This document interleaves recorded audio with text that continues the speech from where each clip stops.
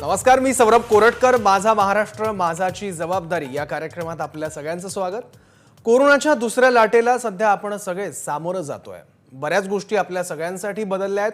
कोरोनाची काही वेगळी लक्षणं सुद्धा जाणवायला लागली आहेत. त्यामुळे अनेकांच्या मनात काही शंका आहेत, अनेक प्रश्न आहेत. त्यामुळे रोज कोरोनाशी निगडीत एका विषयाबद्दल आपण संवाद साधणार आहोत. मी संवाद यासाठी म्हणतोय की या चर्चेत तुम्ही सुद्धा सहभागी होऊ शकता तुमच्या प्रश्नांच्या माध्यमातून. आता तुम्ही म्हणाल प्रश्न कुठे विचारायचे, तर आमच्या फेसबुक लाईव्हवर, फेसबुक पेजवर तुम्ही प्रश्न विचारू शकता. फेसबुक लाईव्ह जिथे आता बघत आहात तिथे तुमचे प्रश्न आम्ही या चर्चेत नक्की सहभागी करून घेऊ तुम्हाला प्रश्नांच्या माध्यमातून. तर आजचा आपला विषय आहे की कोरोना काळात लहानग्यांची काळजी नेमकी कशी घ्यायची. आणि याबद्दल बोलण्यासाठी आपल्यासोबत नागपूरच्या गेटवेल रुग्णालयाच्या बालरोग तज्ज्ञ डॉक्टर शिल्पा हजारे आहेत आणि त्याचबरोबर बालरोग तज्ज्ञ आणि जिल्हा शल्यचिकित्सक असलेले ठाण्याचे डॉक्टर कैलास पवार हे देखील आपल्यासोबत आहेत. तर सगळ्यात आधी मी डॉक्टर शिल्पा तुमच्याकडे जातो. एबीपी माझाचे प्रेक्षक ऋषिकेश जोशी यांचा पहिला प्रश्न आलेला आहे की शाळकरी मुलांना कोरोना होतोय, अशा वेळी पालकांनी त्यांची नेमकी काय काळजी घ्यायची. काही तांत्रिक कारणामुळे बहुधा डॉक्टर शिल्पा हजारे यांच्यापर्यंत आपला आवाज जात नाहीत, पण लहान मुलांमध्ये गेल्या काही दिवसांपासून कोरोनाचं संक्रमण जे आहे ते दुसऱ्या लाटेत वाढलेलं बघायला मिळालेलं आहे. त्याचबरोबर काही वेगळी लक्षणं सुद्धा जाणवलेली आहे. त्यामुळे आज हा विषय अनेक पालकांसाठी महत्त्वाचा आहे. त्यामुळे हा विषय आम्ही घेतलाय, कारण बऱ्याचदा लहान मुलांना कोरोनाची लागण झाली तर नेमकं काय करायचं असे अनेक प्रश्न पालकांसमोर उभे राहतात. किंवा कुटुंबात कोणाला कोरोना झाला असेल आणि घरात लहान मुलं असतील तर नेमकं काय करायचं याबद्दल सुद्धा पालक संभ्रमावस्थेत असतात. अनेक प्रश्न असतात, काळजी कशी घ्यायची, काय करायचं, प्रिकॉशनरी मेजर्स नेमके काय घेऊ शकतो आपण घरातल्या घरात, असे अनेक प्रश्न आहेत जे आम्हाला सातत्यानं विचारले जात होते. त्यामुळे आमची एक जबाबदारी माध्यम म्हणून आम्ही हा विषय आज तुमच्या सगळ्यांसाठी घेऊन आलो, ज्यात आपण या तज्ज्ञांसोबत संवाद साधणार आहोत. डॉक्टर शिल्पा हजारे आपल्यासोबत आहेत, ज्या बालरोग तज्ज्ञ आहेत गेटवेल रुग्णालयात, आणि डॉक्टर कैलास पवार देखील आपल्यासोबत आहेत.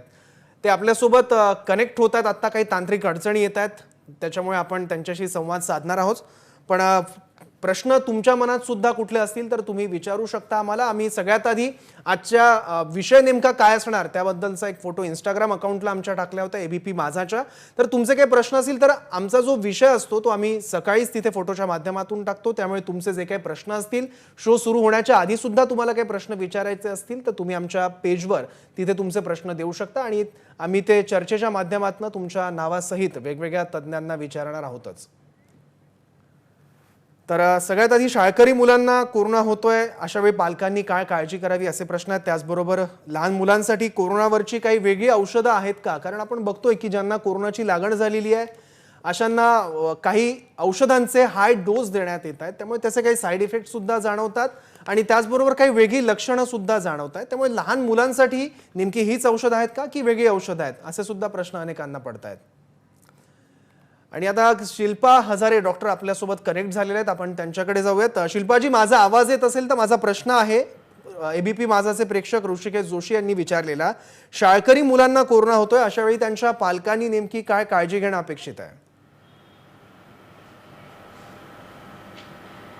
शाळकरी मुलांमध्ये जो कोरोना होत आहे आता, कारण या पुढची जी लाट येणार आहे त्याच्यात असं समजलं जात आहे की लहान मुलांचं वॅक्सिनेशन कारण शक्य नाही अजूनही, तर ते मुले जास्त लहान मुलंच जास्त संक्रमित होतील याची आशंका दर्शवली गेलेली आहे आणि त्यामुळे त्यांची सुरक्षा करणं फार जरुरी आहे.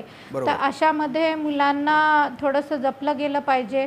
म्हणजे खूप विनाकारण गर्दीच्या जागी मुलांना घेऊन न जाणे हे अतिशय जरुरी आहे. आणि त्याबाबत जरा मोठी मुलं असली तर मास्कचा वापर करणे, सोशल डिस्टन्सिंग त्यांना पण बरोबररित्या शिकवलं जाणे हे सगळं जरुरी आहे. यासोबतच पौष्टिक आहार, थोडाफार व्यायाम घरच्या घरी, कारण मुलं खेळू शकत नाही आहेत तर काही ना काही प्रकारचं त्यांना एक्झरसाइज घरच्या घरी करता येईल याचं पालकांनी याकडे लक्ष दिलं गेलं पाहिजे.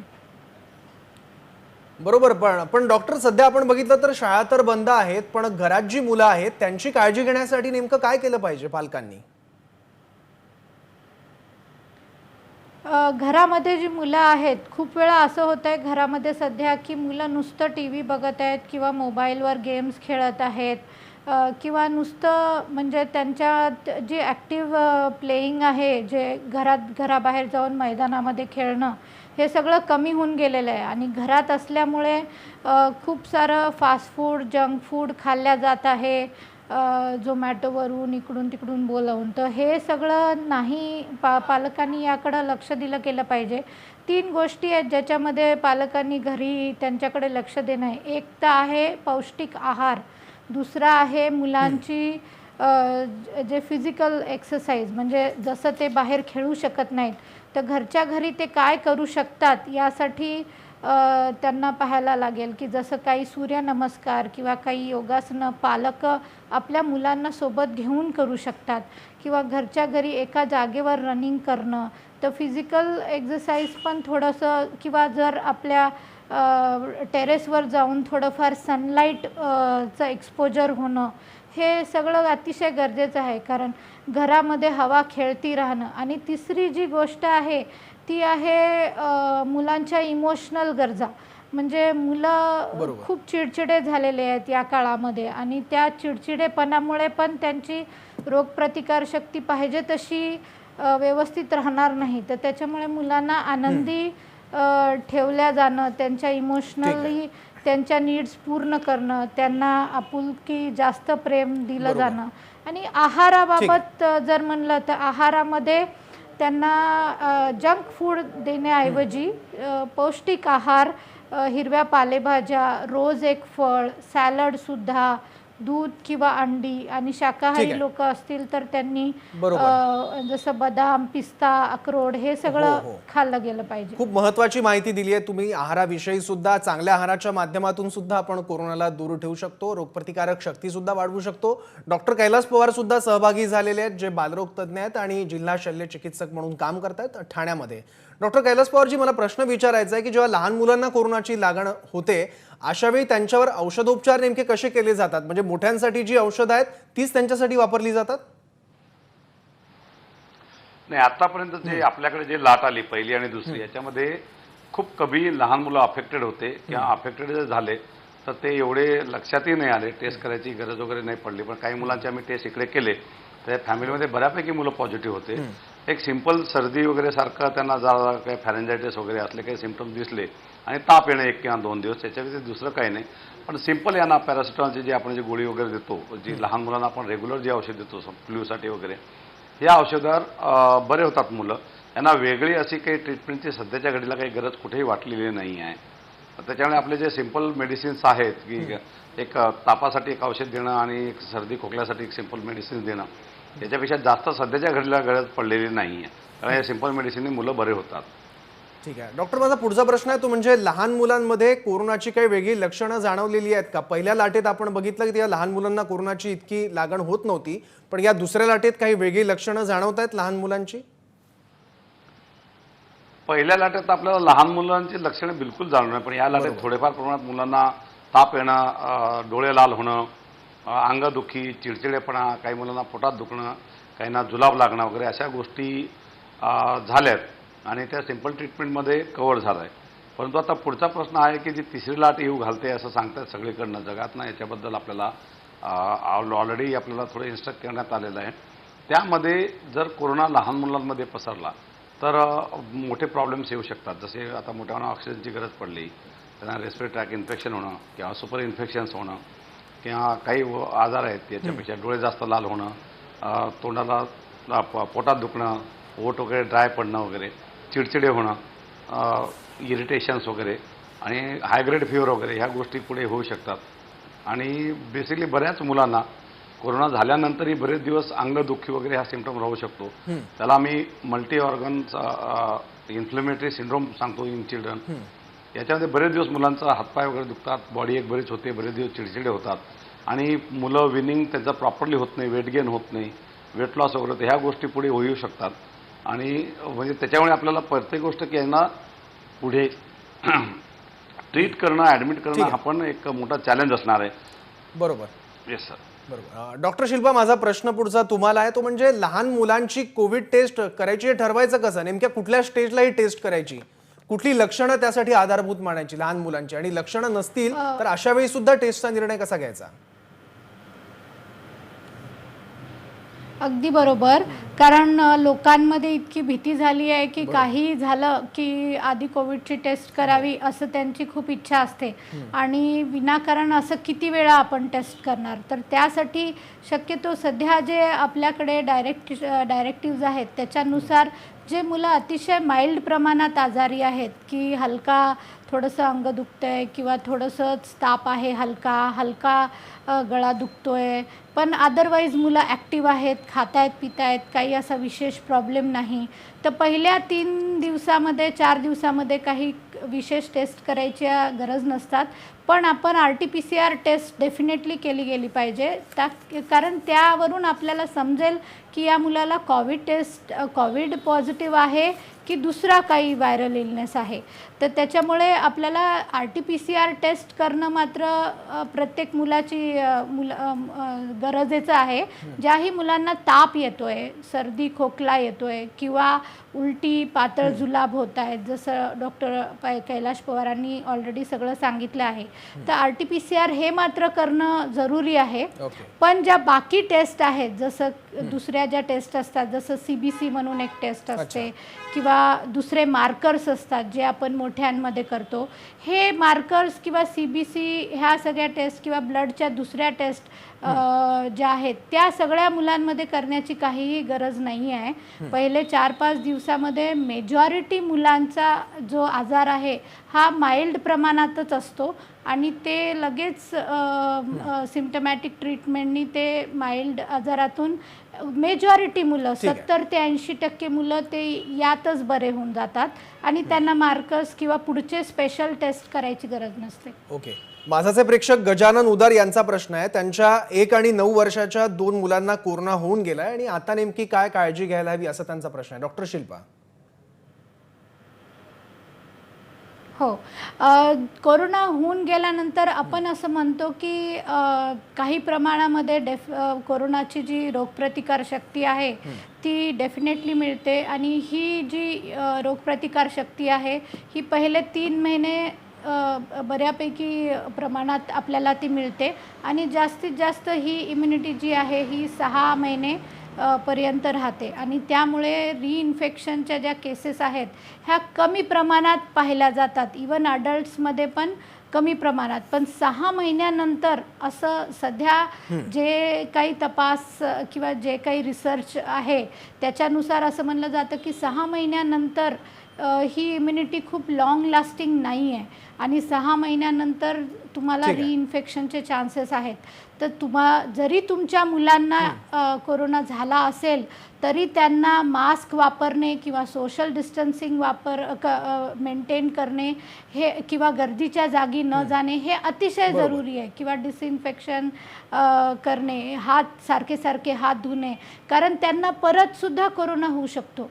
आणि माइल्ड ज्यांना कोरोना झाला आहे त्यांना खूप वेळा अशी खूप जास्ती रोगप्रतिकार शक्तीसुद्धा मिळत नाही. बरोबर आहे. डॉक्टर कैलास पवार, तुमच्यासाठी आहे पुढचा प्रश्न. MMR BCGच्या ज्या व्हॅक्सिन्स आहेत त्या आपण कोरोनाच्या बाबतीत प्रतिबंधात्मक म्हणून घेऊ शकतो का? तशा चालतील का घेतल्या तर? नाही, अजिबात नाही. कोरोना हा व्हायरल आजार आहे, एक वेगळ्या पद्धतीचा आहे. त्याच्यामुळे याच्यात काही जास्त रोल नाही. BCG मध्ये इनेट इम्युनिटी तुमची वाढवतात आणि त्याच्यामुळे व्हॅक्सिनचा ॲज पर से जे रुटीन व्हॅक्सिनचा याच्यात जास्त रोल नाही. परंतु कोरोनामध्ये इम्युनिटी थोडी कमी होते, त्यांना सुपर इन्फेक्शन व्हायचे चान्सेस आहेत. त्याच्यामुळे आपल्या मुलांचं रुटीन व्हॅक्सिनेशन करणं खूपच गरजेचं आहे. आणि मला एक इथे सांगायचं आहे सर, आता जो आपला डिस्कशन झालं याच्यानुसार की लहान मुलं हे घरात खेळत असतात, बागडत असतात, सगळ्यांकडे जात असतात. हे जर पॉझिटिव्ह असतील तर ते सुपर स्प्रेडर्स होऊ शकतात घरामध्ये. कारण हे प्रत्येक ॲडल्ट त्यांना घेतो, आपण त्याची पप्पी घेत राहतो, लाड करत राहतो. त्याच्यामुळे यांना जर सिम्पटम दिसले यांचा टेस्ट करणं आणि खूप डिफिकल्टीज आहे सर. यांना क्वारंटाईन कसं करणार, यांना मास्क वापरायला कसं सांगणार आहे, कसं ते मास्क वापरतील, काय रिपीटेडली हँडवॉश करणं, या मुलांमध्ये खूप चॅलेंजिंग गोष्ट आहे. त्याच्यामुळे आपल्या याच्या दृष्टीने पुढे विचार करावा लागेल की त्याच्यावर जर झाला कोणी एखादा पॉझिटिव्ह मुलगा असेल तर त्या काळात त्याची काळजी घेणं, त्याला मास्क लावायला लागणं आणि घरामध्ये दुसऱ्या लोकांना होऊ नये ही खबरदारी घेणं हे मोठी तारेवरची कसरत असते बेसिकली. त्याच्यामुळे एक जे आहे की त्यांना जेवढं प्रोटेक्ट कराल, जसं आहाराबद्दल मॅडमने सांगितलं, बाकी गोष्टी जेवढं तुम्हाला काळजी घेता येईल. आणि उज्ज्वली ज्यांना काम ॲडल्ट जे बाहेर जातात त्यांनी घरी थांबणं आणि हे कुठेही स्प्रेड होऊ नये की आपण हा कोरोना मी सांगतो नेहमी की जिद्दी आहे. जोपर्यंत कोरोना तुम्ही बाहेर जाऊन घेऊन येत नाही तोपर्यंत कोरोना तुमच्यापर्यंत पोहोचत नाही. तर एक सगळ्यांना एक विनंती तीच आहे की बाहेर जाऊ नका, फिरू नका आणि कोरोना घरात आणू नका. एवढं जर आपण काळजी घेतली डेफिनेटली आपण आपल्या फॅमिलीला प्रोटेक्ट करू शकतो. बरोबर. डॉक्टर, लहान मुलांनी मास्क नेमकं कोणतं वापरावं याबद्दल काही गाईडलाईन्स आहेत का किंवा तुम्ही काही माहिती देऊ शकाल त्याबद्दल? नाही, लहान मुलांना मास्क वापरणं बेसिकली सिंपल जे मास्क आहे 3 लेअर मास्क वापरणं किंवा क्लॉथचे जे वापरणं किंवा सर्जिकल पण चालेल. सफिशियंट होतो. त्यांना असं सर्जिकल मास्कही चालेल, पण सर्जिकल मास्क कसं आहे की तो जास्त वेळ टिकू शकत नाही. त्यामुळे कापडी मास्क वापरणं मेनली कसं आहे की आपण मी तुम्हाला सांगितलं कोरोना जिद्दी आहे. जोपर्यंत तुम्ही कुठे इन्फेक्टेड वस्तू जी असतील किंवा काय असेल तिथे हात लावून जोपर्यंत तोंडापर्यंत किंवा नाकापर्यंत घेऊन जात नाही तोपर्यंत कोरोना नाही, हा प्रश्न मी यासाठी विचारतोय डॉक्टर, कारण सध्या बाजारात कापडाचे वेगवेगळे फॅन्सी मास्क सुद्धा आलेले आहेत आणि लहान मुलांना ते आवडतात आणि ते आवडीने वापरतात सुद्धा, फॅन्सी वगैरे असतील तर हे मास्क किती प्रभावशाली आहेत या सगळ्या परिस्थितीत? कुठलाही मास्क जो मॅक्झिमम फेस कव्हर करतो तो प्रभावशाली आहे सध्याच्या याला. तो एवढा फिल्टर आतापर्यंत आमचं असं काही लक्षात नाही आलं. मास्क कुठलाही वापरला त्यांना चॉईसनुसार जरी मास्क दिला आपण तर काही प्रॉब्लेम मला वाटत नाही याच्यामध्ये.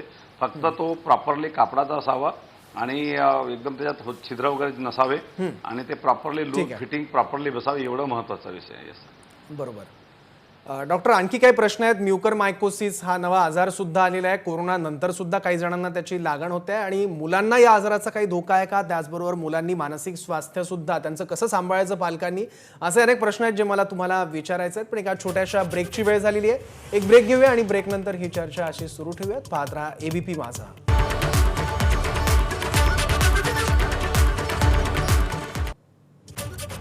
माझा महाराष्ट्र माझाची जबाबदारी आमच्या खास कार्यक्रमात आपल्या सगळ्यांचं स्वागत. कोरोना विषयक रोज एक विषय आपण निवडतो आणि त्याबद्दल बोलतो. आजचा आपला विषय आहे की लहान मुलांची या सगळ्या कोविड काळात काळजी नेमकी कशी घ्यायची, आणि त्याबद्दल बोलण्यासाठी 2 तज्ज्ञ आपल्यासोबत आहेत. तर मी डॉक्टर शिल्पा यांच्याकडे जाईल. डॉक्टर शिल्पा, माझाचे प्रेक्षक नारायण ढाकणेंचा प्रश्न आहे की लहानग्यांच्या बाबतीत कोविड रुग्णालयांना सरकारकडून काही वेगळ्या सूचना देण्यात आलेल्या आहेत का, ट्रीटमेंट संदर्भात असेल किंवा त्यांची हाताळणी नेमकी कशी करायची लहान मुलांना जर कोरोना झाला असेल तर? लहान मुलांना कोरोना झाला तर हे खूप मोठं एक चॅलेंज आपण म्हणू त्याला. कारण मोठे माणसं जे असतात ते म्हणजे आपण जेव्हाही कोविड रुग्णालयात पेशंटला भरती करतो तिथे दुसरे त्यांचे नातेवाईक राहू शकत नाहीत आणि मोठ्या लोकांसाठीच हा एक खूप मोठा सायकोलॉजिकल प्रॉब्लेम ठरतो. तर आपण लहान मुलांबद्दल विचार करू शकता की लहान मुलं एकटे कसे राहतील आणि ते पण जर सपोज त्यांना बरेच दिवस राहायची गरज पडली तर कसे राहतील. तर त्यामुळे खूप वेळा असं होतं की मोठे मुलं जे असतात ते एकटे राहतात आणि तरीसुद्धा त्यांना सायकोलॉजिकल प्रॉब्लेम्स होतो. पण लहान जे मुलं असतात त्यांना खूप वेळा आपल्याला एखाद्या पॅरेंटला कन्सेंट घेऊन बाळासोबत त्यांना ठेवायची परवानगी द्यायला लागू शकते. तर हे ॲक्च्युली लहान मुलांच्या बाबतीत ऑलरेडी निर्देशित केलं गेलेलं आहे. आणि ट्रीटमेंट संदर्भात ॲक्च्युली म्हणजे मी जेव्हापासून कोरोना चालू झाला आहे मार्च 2020 पासून तेव्हापासून कॉन्स्टंटली सगळ्या ज्या यंत्रयोजना आहेत त्या सगळ्यांकडून कॉन्स्टंट बेसिसवर जसं एम्सचे गाईडलाईन्स येतात, PGIचे गाईडलाईन्स येतात, ICMRचे गाईडलाईन्स येतात. तर ते वेळोवेळी जसं जसं त्याच्यात नवीन एखादा औषधं किंवा काही बदल असतात ते तुरंत केले जातात आणि ते गाईडलाईन्स सगळ्या डॉक्टरांना पाठवले जातात, सरकारी आणि प्रायव्हेट दोन्ही. तर गाईडलाईन्सच्या बाबतीत आपण एकदम परफेक्ट आहोत. म्हणजे गाईडलाईन्स सगळं व्यवस्थित वेळेच्या वेळी बरोबर त्याच्यामध्ये बदलसुद्धा केले जातात. ओके. डॉक्टर कैलास पवार, तुमच्यासाठी आहे पुढचा प्रश्न. माझाचे प्रेक्षक ओम गायकवाड यांनी विचारला आहे की म्युकरमायकोसिसचा धोका हा जसा मोठ्यांना आहे तर तो धोका मोठ्यांप्रमाणे लहान मुलांना सुद्धा आहे का? आतापर्यंत तरी आपल्याकडे आता नवीन केसेस यायला लागल्या. आता सध्या नवीन आम्ही काल 3 डेट बघितल्या इकडे म्युकरमायकोसिसच्या, आणि हे उज्ज्वली बघितलं होतं की जेव्हा खूप जास्त दिवस अँटीबायोटिक दिलं गेलं आणि स्टेरॉइड जास्त वेळ दिलं गेलं त्याच्यानंतर हे आजार होऊ शकतो. हा फंगल इन्फेक्शन आहे, जी बुरशी असते त्याचं, आणि ऑपॉर्च्युनिस्टिक संधिसाधू आजार आहे. लहान मुलांना म्युकरमायकोसिसचा धोका आतापर्यंत आम्हाला काही कोणाच्या लक्षात नाही आलं की ह्याच्याबद्दल कुठेही अजून नोंद झालेली नाही. परंतु जर इम्युनिटी कमी झाली आणि त्यांना जर आपण पुढे मागे स्टेरॉइड वापरणं किंवा अँटीबायोटिक जास्त दिवस देणं हे जर केलं तर पुढे ऑपॉर्च्युनिटीचे फंगल इन्फेक्शन असतात जे मेनिंजायटिस होऊ शकतो किंवा बाकी बॉडीमध्ये फंगल इन्फेक्शन्स होऊ शकतात, जे फंगल मेनिंजायटिस किंवा बाकी इतरही ह्या गोष्टीचा खूप मोठा धोका आहे. म्युकरमायकोसिसचं बच्चून लहान मुलांबद्दल एवढं जास्त धोका आम्हाला तरी अजून जाणवत नाही की पुढे आता कसं येतात गोष्टी समोर. कारण कोरोना हा वेगवेगळा आजार आहे, तो रंगरूप बदलतोय, प्रत्येक वेळेस सिम्पटम्स नवीन येत आहेत. गेल्या लाटेमध्ये मोठे माणसं 50-60 वर्षाच्या वरचे अफेक्ट झाले होते.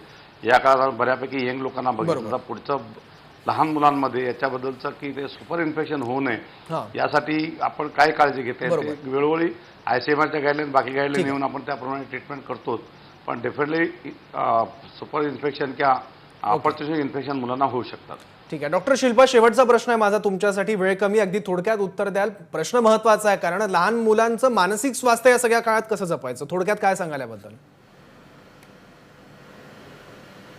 लहान मुलांचं मानसिक स्वास्थ्य यावेळेस खूप जास्ती ॲक्च्युली प्रॉब्लेममध्ये आहे. कारण मुलं जे नॉर्मली करतात, बाहेर खेळायला जाऊ शकत नाही आहेत, ते सारखे घरात आहेत, ते आपल्या मित्रमैत्रिणींशी भेटू शकत नाही आहेत किंवा शाळेमध्ये त्यांचे जे कॉम्पिटिशन्स असतात, एकमेकांमध्ये जे त्यांचं आळण मिसळण असतं ते काही होत नाही आहे. त्यामुळे लहान मुलं खूप जास्ती प्रमाणात सायकोलॉजिकली त्यांच्यावर इम्पॅक्ट झालेला आहे. तर आईवडिलांनी त्यांच्याशी मित्रमैत्रिणींसारखं वागणं आणि मैत्रिणींसारखं त्यांच्या ज्या प्रॉब्लेम्स आहेत ते समजून घेणं, कधी त्यांच्यासोबत थोडंफार मित्रमैत्रिणींसारखं बनून खेळणं, हे सगळं गोष्टी फार जरुरी आहे. प्लस घरात जर आजी आजोबा असतील तर त्यांच्याकडून पण जो एक प्रेमाचा जो हे असते, ओंजळ असते आपली, ती पहिलेपेक्षाही जास्त प्रमाणात देणं जाणं फार गरजेचं आहे. बरोबर आहे. आणि हीच गोष्ट सगळ्यात जास्त आव्हानात्मक आहे आणि महत्त्वाची आहे या सगळ्या काळात, जी आता तुम्ही सांगितली. डॉक्टर शिल्पा आणि डॉक्टर कैलास पवार, धन्यवाद आपल्या दोघांचे सुद्धा की तुम्ही तुमचा महत्त्वाचा वेळ दिलात आम्हाला. इतक्या डॉक्टर शिल्पा बोला. नाही, थोडक्यात सांगायचं म्हणजे तुम्हाला आपल्या मुलांच्या वयात जाऊन त्यांच्यासोबत त्यांच्या मित्रमैत्रिणीसारखं वागायचं आहे. म्हणजे ते इतकं सिंपल. म्हणजे बेसिकली तुम्हाला त्यांच्या वयात जायचंय, त्यांच्या मित्रमैत्रिणींसारखं बनून त्यांच्याशी वागायचंय. अगदी बरोबर आहे. एक शेवटचा प्रश्न महत्त्वाचा डॉक्टर कैलास पवार तुमच्यासाठी. तिसरी लाट येणार अशा शक्यता वर्तवल्या जात आहेत तज्ज्ञांकडून, त्यासाठी आपण तयार आहोत का? याच्यासाठी आपण तयार आहोत. फक्त एक सांगतो की इमोशनल सपोर्ट, एकमेकांना अंडरस्टँडिंग, घरामध्ये सगळे मुलं असतील किंवा फॅमिली मेंबर्स असतील, एव्हरीबडी सफरिंग, सगळ्यांना त्रास होतोय. यांना एक फ्रेंडसारखं राहणं, इमोशनल सपोर्ट करणं, एकमेकांच्या गरजा समजवणं हे खूप महत्त्वाचं आहे. हे आणि तिसरी लाट जर येते, जर सपोज आलीही, तर आपण तिसऱ्या लाटेत, पहिल्या लाटेत जे थोडे आपले हाल झाले, दुसऱ्या लाटेत आपण बऱ्यापैकी ऑक्सिजनबद्दल प्रॉब्लेम आहे, पण आपण बऱ्यापैकी तयार झालो. तिसऱ्या लाट येऊ नये, परमेश्वराला चरणी हीच प्रार्थना आहे. पण आली तरी आपली यंत्रणा फुल सज्ज आहे. आपण पेडियाट्रिक हॉस्पिटल बनवणं किंवा बाकी गोष्टी करणं, paediatric bed, ICU, paediatric ventilators घेणं किंवा काय लागतील ते मेडिसिन्स वगैरे घेणं, हे आपण ऑलरेडी चालू केलेलं आहे. गव्हर्नमेंटच्या गाईडलाईन्स पण तसे आलेले आहेत. कारण आपण त्यासाठी सुसज्ज आहे, यात काही शंकाच नाही. आणि आली लाट तरी आपण त्याला सामर्थ्यपणे, आतापर्यंत जसं पुढे गेलोय महाराष्ट्र, त्याप्रमाणे सामर्थ्याने पुढे जाऊ, एवढं नक्कीच आश्वासन सगळ्यांकडे असतं. हो, आणि दुसरी असेल किंवा आलीच तर तिसरी लाट, तिला सामोरं कसं जायचं याबद्दल फार महत्त्वाच्या टिप्स सुद्धा तुम्ही दिल्यात. सल्लारूपी वॅक्सिन दिलेली आहे तुम्ही आम्हा सगळ्यांना, सोप्या भाषेत अत्यंत. डॉक्टर शिल्पा हजारे आणि डॉक्टर कैलास पवार, आपल्या दोघांचेही मनपूर्वक आभार. तुम्ही या कार्यक्रमात सहभागी झालात आणि ही सगळी माहिती आमच्यापर्यंत पोहोचवली त्याबद्दल धन्यवाद सर. तर हा होता आजचा आपला विषय आणि उद्या सुद्धा आपण भेटणार आहोत, कारण या सगळ्या काळात ABP माझा तुमच्या साथीला आहे. वेगवेगळ्या तज्ज्ञांच्या माध्यमातून ही माहिती तुमच्यापर्यंत पोहोचवणार आहोत. उद्याचा आपला विषय आहे मांसाहारामुळे इम्युनिटी वाढते का, याबद्दल आपण उद्या चर्चा करणार आहोत दुपारी 4:30 वाजता. त्यामुळे पाहायला विसरू नका ABP माझा. ABP माझा, उघडा डोळे बघा नीट.